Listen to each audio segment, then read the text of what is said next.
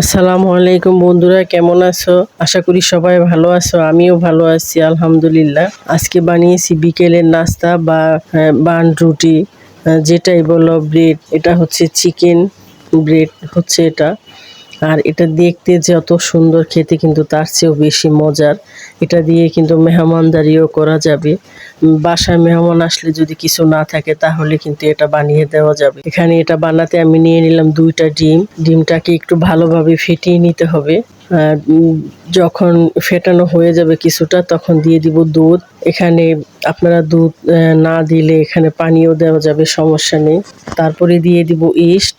এখানে আমি 3-3.5 কাপ ময়দার জন্য আমি দেড় চামচ ইস্ট দিয়ে দিলাম। তারপরে ভালোভাবে এটা নাড়াচাড়া করে তারপরে দিয়ে দিলাম লবণ।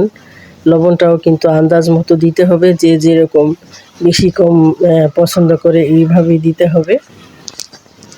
তারপরে দিয়ে দিলাম ময়দা। এখানে আমি দিয়ে দিব 3 কাপ আর আধা কাপ।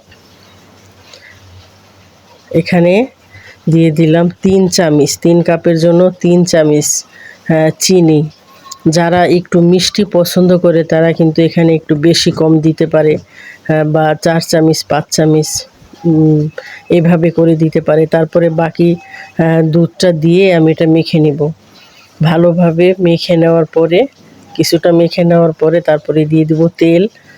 এখন মাখানো হয়ে গেছে, এখন দিয়ে দেব উপরে তেল। তেল দিয়ে একটু উপরে যাতে শুকিয়ে না যায়, এজন্য তেলটা দিয়ে তারপরে ঢেকে রাখবো প্রায় 1 থেকে 1.5 ঘন্টা পর্যন্ত।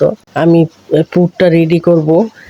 রুটির মধ্যে যে পুরটা দিব, এই পুরটা রেডি করতে করতে যেই সময়টুকু লাগে ওই সময়টুকুই এইভাবে করে ঢেকে দিব, যাতে করে ভিতরে বাতাস প্রবেশ না করে, এটা ভালোভাবে ফুলে যায়। এখন আসলাম পুরটা রেডি করতে। এখানে আমি দিয়ে দিলাম রসুন কুচি। রসুন কুচিটা যখন একটু লালচে হয়ে আসবে তখন চিকেনটা দিয়ে দিব। চিকেনটা এইভাবে করে বেশ কিছুক্ষণ নাড়াচাড়া করতে করতে কিন্তু এরকম মানে 50% রান্না হয়ে যাবে। এই পর্যন্ত আমি নাড়াচাড়া করতে থাকবো। তারপরে দিয়ে দেবো আদা রসুন বাটা।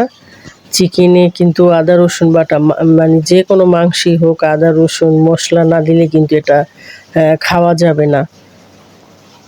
এখন দিয়ে দিব গোলমরিচের গুঁড়া, এটা হচ্ছে কালো গোলমরিচের গুঁড়া। তারপরে দিয়ে দেবো জিরার গুঁড়া বা মশলা। এখানে শুধু জিরা না, এখানে আমি বিভিন্ন মশলা দিয়ে তারপরে এই মশলাটা বানিয়েছি, তার 1 চামচ দিয়ে দিলাম। তারপরে দিয়ে দিছি লেবু, তারপরে লবণ। লবণটা দিতে হবে চিকেন পরিমাণে লবণ দিতে হবে।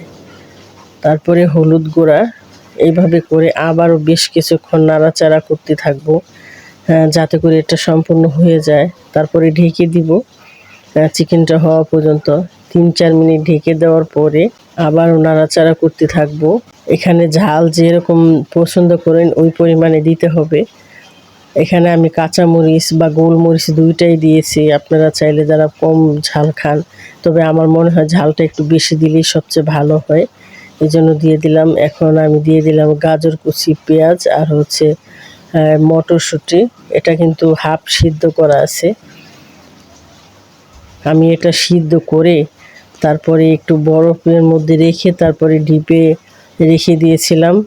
মাঝে মধ্যে বিকেলে নাস্তা বানাতে অনেক, আবার রান্না করতেও কিন্তু লাগে। তারপরে দিয়ে দিলাম ম্যাজিক মশলা। আর সবজি আন্দাজ কিন্তু লবণ দিতে হবে। আমি কিন্তু লবণ কম দিয়েছিলাম। এই যে এখন দিয়ে দিলাম সয়া সস। এই সয়া সসটাও যদি আপনারা না থাকে, ঘরে না থাকে, বাদ দিতে পারেন, না দিলেও হবে, কেননা আমি কিন্তু লেবু দিয়েছি। এখন আবারও ঢেকে রাখবো। ঢেকে একটু সিদ্ধ হয়ে, এটা কিন্তু হয়ে গেছে। আমি বেশ কিছুক্ষণ নাড়াচাড়া করে কিন্তু এটা রান্না করেছি। এটা বানাতে এই যে দেখুন, একটি ট্রেতে, এটা কিন্তু এই ট্রেটা ওই ওভেনেই থাকে। আমি সেই ট্রের মধ্যে কিন্তু একটি কাগজ দিয়ে তারপরে তেল ব্রাশ করে দিয়ে এভাবে করে একটি রুটি বানিয়ে নেব। তবে রুটিটা কিন্তু একটু মোটা হতে হবে। আমি কিন্তু দেখতেই পাচ্ছেন এই রুটিটা কিন্তু মোটা করে বেলে নিয়েছি আমি।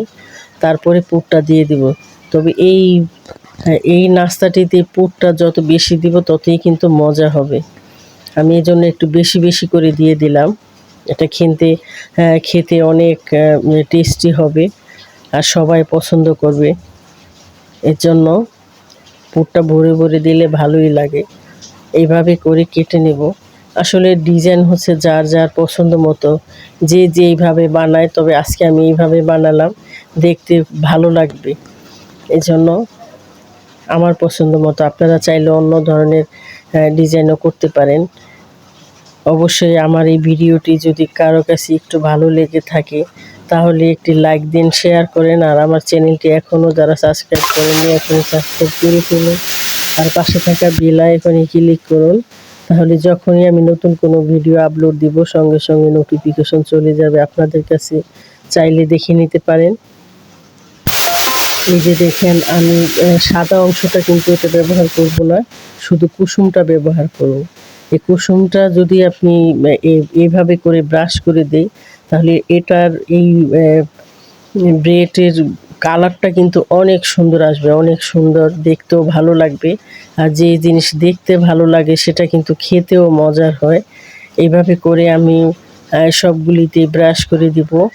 হ্যাঁ, সবচেয়ে সাদা অংশটা দিলে একটু সাদা সাদা কালার হয়, আর কুসুমটা দিলে কিন্তু এটা দেখতে খুবই, দেখুন এটা কিন্তু এখনও আমি ওভেনে দিইনি, তাতেই কিন্তু এত সুন্দর দেখতে।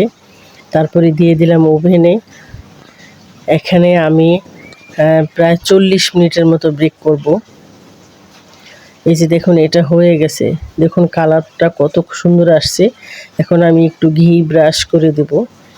ঘিটা ব্রাশ করে দিলে উপরের অংশটা কিন্তু ড্রাই হয়ে যাবে না।